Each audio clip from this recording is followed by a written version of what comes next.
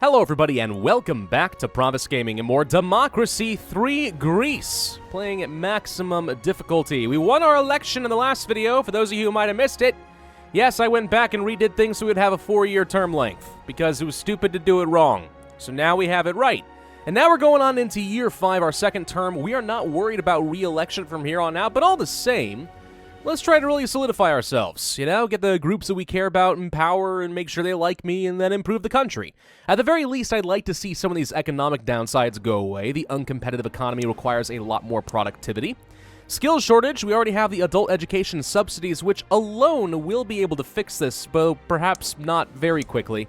Technology backwater, we're improving just by getting a lot of technology.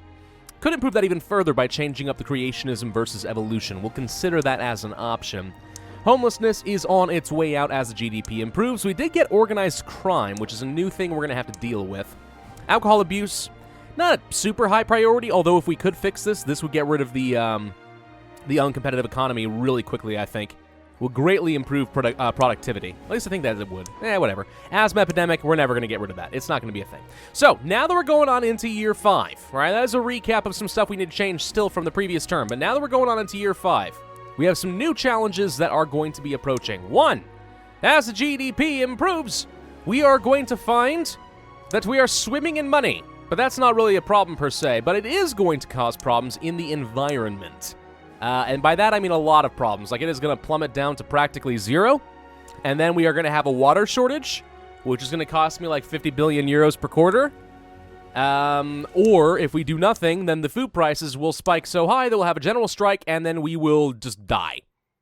So yeah, we actually cannot afford to let the GDP go too darn high, at least not fast enough that it outstrips our own environmental policy. That's just one of the features of the Clones and Drones expansion. It's perhaps my least favorite feature of the entire Clones and Drones expansion. I hate the water shortage, but it is a challenge we're going to have to address. So I actually do not want to overexpand the GDP too rapidly. And as these 3 events go away, that could pose a problem for me. The other issue that I am tracking right now is actually, believe it or not, technology.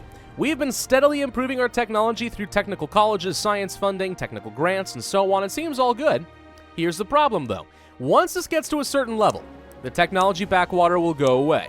Once that is gone, I am fairly certain that we will get the technological advantage. Sounds great. I'm also fairly certain that if we go anything above that, we will have internet crime, cyber warfare, a whole bunch of other issues that are technology-driven that we will not be able to address, at least not quickly, and they could tank my GDP by a whopping 20+% in and of itself. So, in this video, I'm going to try to slow down our technology. We're going to try to get up to this point right here and then just stop it, freeze it, right there. Gonna be a little tricky, but I think it can be done. Anyway, let's focus on improving the economy and getting rid of these, then we'll figure out how to redistribute the wealth. If we want to get rid of the uncompetitive economy, then one thing we need to do is boost our productivity, which is steadily going up but could do better. One of the big drags right now, believe it or not, maternity leave, because apparently we have full pay in Greece. Full pay. You have a baby? No problem. The government and or the companies are required to give you your full annual salary while you take a few months off. Yeah, no, that doesn't quite sit well with me. It also is greatly reducing our productivity. Now, we already should have childcare provisioning, right? We took care of this. So we're providing childcare so that you can go to work, but then you don't go to work because what's the point? Just dumb. Just dumb. We're not going to do that. We're going to reduce maternity leave down to 0. This is why we have the childcare provisioning, which, by the way, the childcare provisioning increased productivity. Maternity leave, by doing this, we're going to increase the productivity even further. Parents are not going to be as happy. Oh well. Trade unionists are not going to be happy, and I'm not as compassionate. But you know what? I'm not exactly a compassionate guy, so I think that I'm okay with this. So goodbye maternity leave. The other thing we're going to do with organized crime here is we are going to increase our intelligence services. Now, this is something that tends to really upset liberals, which does concern me. However, intelligence services is actually one of the most important law and order policies in the game because it not only affects something like organized crime, it affects internet crime, it affects cyber warfare, I think it affects gangs and so on and forth. The intelligence services is really, really important. Maybe when we get rid of organized crime and the entire legal situation is dealt with, we can reduce it. But at least for now, we're going to have to upset the liberals and let this gradually tick its way down. The thing is, by itself, I don't think it's going to get rid of the organized crime. It's going to get close, but it's not going to be enough. We'll have to think of something later to try and bump it down the rest of the way. The witness protection program would be one option. Alternatively, you could pass something like ID cards, or wiretapping would also work, I think. Yeah, all these things would work for you, but again, they really upset the liberals. So we'll start with the intelligence services, because that's what we already have. Otherwise, we'll have to figure out something else later. For now, I'm going to save the rest of these points, because we're going to do some big moves in the next term. Factory farming law. A campaign for the tightening of animal welfare standards on farms is gaining momentum. A law has been proposed that would set higher minimum standards for the space, food, and access to outdoors that is available to animals in intensive farming establishments. The factory farms. Y'all have heard of these sort of things, right? Like the big corporate farms that have, like, 20,000 chickens stuffed inside of a barn with, like, no sunlight and stuff. Yeah. It's really emotionally jerking. On the other hand, it's one of the reasons that food costs can be relatively low, at least in the United States as well as many other Western countries. And that cost of living does directly impact the poor in particular, and their ability to survive. It's kind of one of those kind of difficult moral conundrums.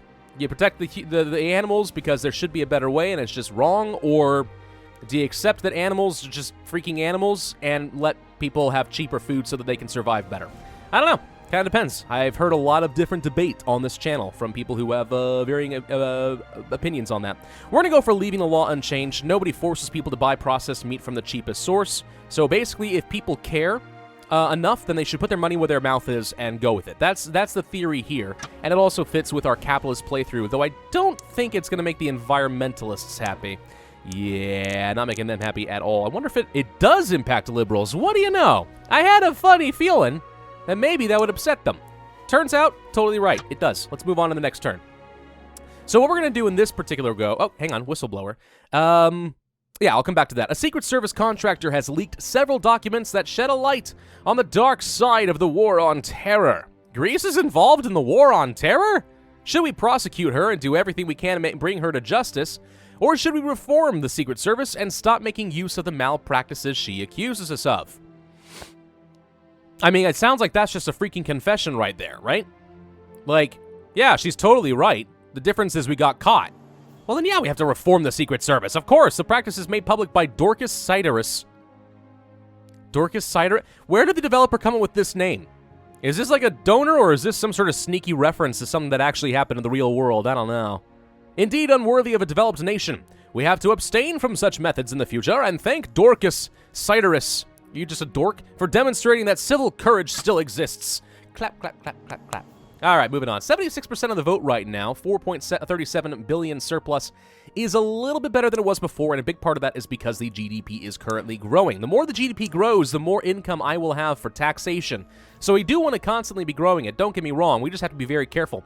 And basically, for those of you who have not seen enough of Democracy 3 with the Clones and Drones expansion, usually what I would do is I really would just skyrocket the GDP. But as we've learned from experience, especially in Greece, by the way, I don't know why, but it's harder in this modern nation, the market tends to have severe course corrections, right? Again, I'm not kidding. Water shortage, food prices spike, and then there's a general strike, and the economy shuts down, and then the environment suddenly improves because nobody's been working for 6 months, and then, boom, it just resets everything. It's really annoying, and it also costs you several hundred billion euros. So we're going to try to avoid that the best we can. Skill shortage is still going down. Technology backwater still going down. Uncompetitive economy still going down. So here's the thing, right? We need to put the brakes on our technology before we get too technologically advanced and attract the wrong kind of attention. But I do want to get rid of the technology backwater. So what we could do is actually finally address the whole creationism versus evolution debate that is happening right now. Now, of course, being in Greece with the Greek Orthodox Church, we have been teaching basically creationism in schools, and that's pretty much it. Which sounds all fun and all, but it doesn't really fit for what I'm going for, because we're trying to get a liberal playthrough, make these guys a lot happier. That's currently one of the things they're the most upset about. So that'd be good. It would upset the religious, but right now they actually like me a fair bit. You know, if we reduce this a bit, is it going to kill me? I don't think so. I don't think it'll kill me at all. What if we did like a simple emphasis on evolution right here? Now, the reason I'm doing this is it actually does reduce the technology backwater, because those backwards people believing in creationism, oh, they're destroying our science. Right? That is what it says, basically. That's inferred. So if we do this, then we can actually continue reducing our technology backwater, which does allow us to get rid of that event while simultaneously allowing me to put the brakes on the technology. We kind of need to do this. In the meantime, we get more liberalism membership, make them a fair bit happier. The religious will be very upset with me, but there are less of them to care.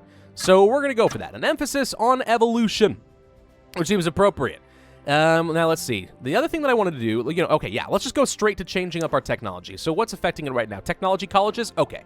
So if we take our technology colleges, what I actually may want to do is just straight up reduce it all the way down to 0. It'll actually improve equality. Education goes down, and it actually will reduce our technology a bit by doing so. But it's going to take 12 full turns for that to happen.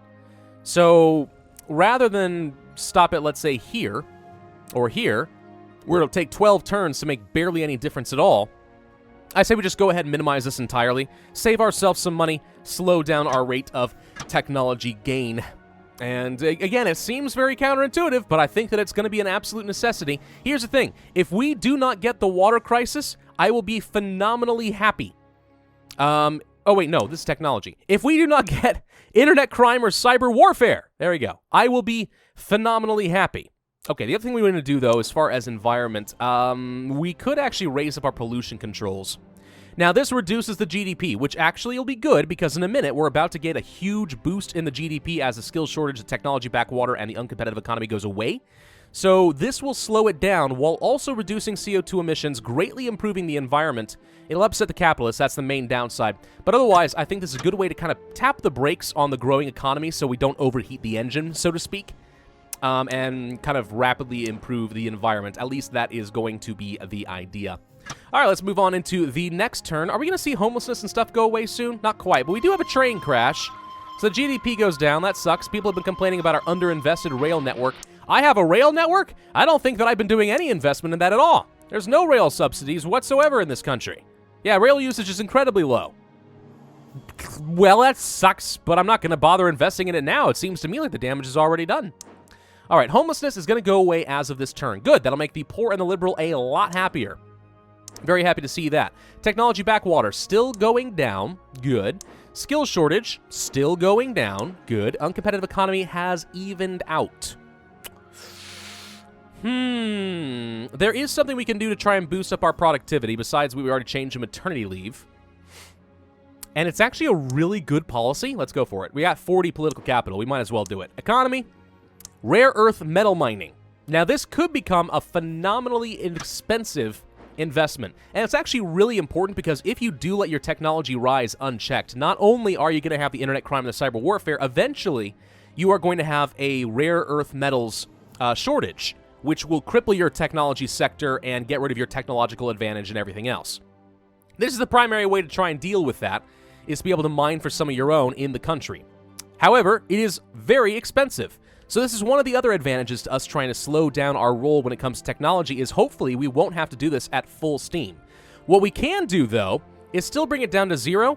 Environmentalists don't care, technology doesn't go up, patriots like it, capitalists like it a lot, which is great, and productivity goes up by 8.86% for only $1 billion per quarter investment. That's amazing. That will get rid of the uncompetitive economy eventually all by itself, with really no downsides aside from a tiny bit of money lost. Also, one of the very rare policies to make capitalists happy. Because, for the most part, they're just a bunch of whiny groups who just don't like taxes. So yes, this is amazing. We're going to keep that. The other thing we're going to do is going to change up our technology grants so that we can try to slow down our technological growth. Now, this one I'm not going to bring down to 0 because there are some productivity and GDP bonuses here that I kind of like. So why don't we go for, let's say, about $4 billion per quarter. Right, $4 billion per quarter. Yes, we lose a little bit of productivity, but we make up for that and then some with the rare earth metal mining that we just did. This is actually not going to reduce religious membership so much, but oh well, that's not a huge deal. Technology goes down only a tiny bit. We're not going to lose much here. We're basically just stop it, freeze it in place. The unemployment goes up a little bit as a net result of this, though, and some people might say that's terrible. You don't want unemployment. Here's the weird thing. I actually kind of want a little bit of unemployment. We need to have just enough unemployment that people feel like they still have to work really hard in order to keep their jobs, so that we don't have skyrocketing inflation in wages, which trickles down to cost of living for everything, and so that we have enough mobility in the labor force to actually continue our economic growth. At some point, if your unemployment goes down to 0, you start seeing productivity go down a lot. Case in point right here. Productivity goes down the less unemployment that we have. So if you want to get rid of the uncompetitive economy, you actually want to have a little bit of unemployment. It seems really counterintuitive, don't it? Yeah, it does. But, oh well, at least the homelessness is going to go away, so that's not going to be too hard. And that's actually all the political capital that we have. All right, well, I guess we're going to move on into the next turn. And we're going to do something very... Oh, hang on. Got some other things. We're going to do something very similar with the science funding that we just did for our technology.